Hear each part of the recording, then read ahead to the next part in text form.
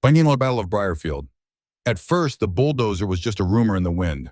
What we heard, what shook the house, was Grandpa Gus, his voice a thunderstorm of curses that could peel paint and shame a sailor. That was the soundtrack as the brand new blinding white vinyl fence began to shatter, brittle as porcelain. The HOA never imagined a 79-year-old warhorse with nothing left to lose, and a bulldozer named Mabel would be their reckoning. By the time I reached the window, Grandpa was already rolling down the drape, high atop that iron beast, blade raised like a knight's lance. The 6-foot privacy fence, it never stood a chance. Boards exploded, shattering like startled birds. And in that instant, two truths hit me. Briarfield had declared war on Grandpa, and I'd never been prouder to be a Jenkins. It all started, as these suburban sagas do, with a fence. Not a battle, not even a real argument, just a fence planted by people who worshipped rules more than relationships. The Briarfield HOA, our own lemonade cartel led by Constance Merriweather, called it a beautification project. We called it, hey, that's our only road to town. One morning, our family's gravel drive, older than most of the houses here, was suddenly communal green space. No warning, no letter. Just a squad of men in polos and khakis, measuring and marking like they were claiming land for a distant queen. I remember sprinting to find Grandpa. He was already on the porch, arms folded, chewing the stub of an unlit cigar. "They're fencing us in," I told him. He didn't blink. "No, they're fencing me out."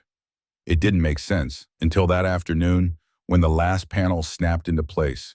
No gate, no gap, just a blinding white wall sealing us off from the world. We called, we emailed, silence. No explanation, no apology, just the sense that we'd become lawn ornaments with voting rights. The next morning, Grandpa vanished into the garage, ran his hand along Mabel's dusty flank, and muttered, "Reckon it's time she stretched her legs." The sound that followed, if you've never heard a 1968 bulldozer cough to life after 20 years, imagine a dragon with arthritis clearing its throat. Birds scattered. I was still spitting toothpaste as I bolted outside, just in time to see Grandpa charge the fence.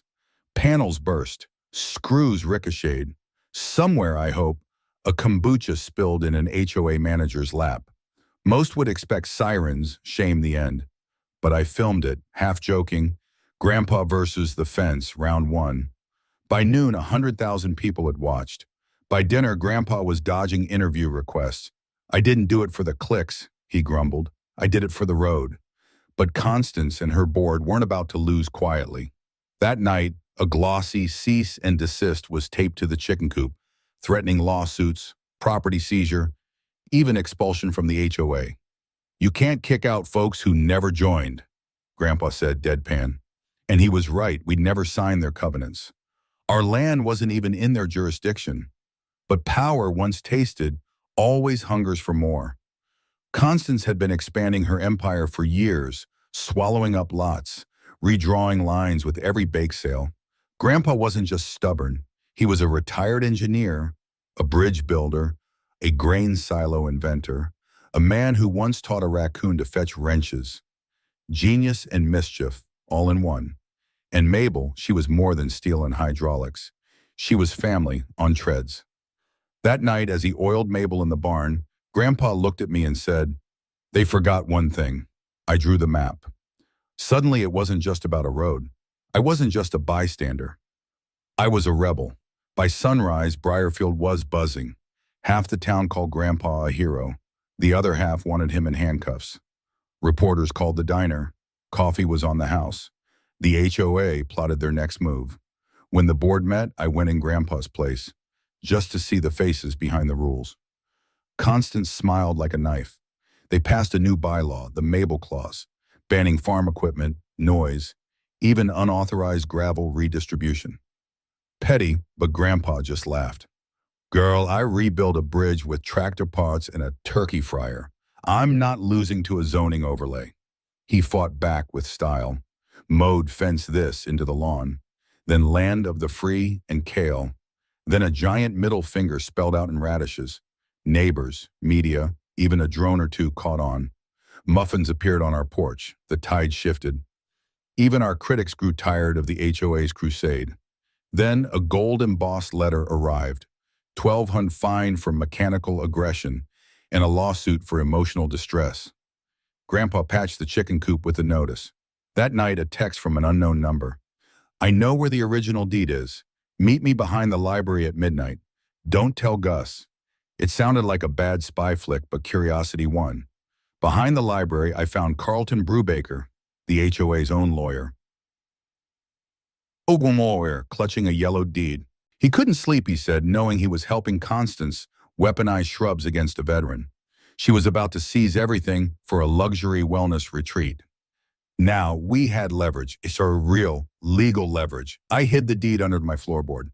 Just as I caught my breath, a knock at the door, a kid, 17, curly hair, backpack slung low. Hi, I think I might be your grandson, he blurted. Turns out Grandpa had a long-lost son, and Micah, this nervous kid from Minnesota, had come looking for family. That night, dinner was a silent storm. Micah picking at his food, Grandpa wrestling with decades, me trying not to spill the secret of the deed. The next day, Constance plastered notices everywhere. They were coming for our road. But now we had the deed. We had Micah. And for the first time, we had purpose. Grandpa looked at us and said, "Guess it's time for Mabel to take another walk." This time, we were filing that deed. Mabel made it halfway before her radiator gave out. So the three of us, Jenkins, old and new, pushed her the last mile. The whole town watching, cars honking, people cheering. At the courthouse, Constance tried to talk Grandpa down, hinting at old flames and lost chances. This war, it turned out, had started as a broken love story. Grandpa just shook his head. That road's my history. And we filed the deed. The celebration was brief. Constance resigned. But Karen Flax, quiet, ruthless, the HOA's weed in the garden, took over. She called us insurrectionists, brought in her own bulldozer, the Compliance Crusher 9000, and announced plans to flatten the ridge for urban serenity. This time, the whole town gathered at dawn, bracing for a showdown. Grandpa challenged her, bulldozer to bulldozer, one pass, winner keeps the land. Karen, hungry for spectacle, agreed. They met in the field, Mabel, battered but unbowed, against the crusher.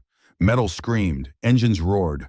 Mabel faltered, but as Karen surged ahead, Micah leapt into Mabel's seat, jammed the ignition, and with one last impossible push, the crusher slipped. Mabel held the line. The crowd erupted. Karen vanished. We won. The county recognized our road as a historical path. Grandpa hung the certificate beside Mabel's photo. Micah claimed the attic, brought laughter back to the porch. Grandpa joined a club of seniors who now spend Thursday nights penning furious letters to the HOA. And me? I left for engineering school, deed in hand, family at my back. The anniversary of the Battle of Breerfield became a barbecue. No fences, no speeches, just food and stories. Sometimes I'd find Grandpa with Mabel, hand resting on her frame, quiet and content. As the sun dipped behind the ridge, we'd stand together, looking out over the land, knowing the fight was never just about fences or roads or bylaws. It was about drawing a line and daring anyone to cross it. So what do you think? Was Grandpa right to fight, or should we have played by the rules? Where's the line between order and overreach? And when does standing your ground become something more?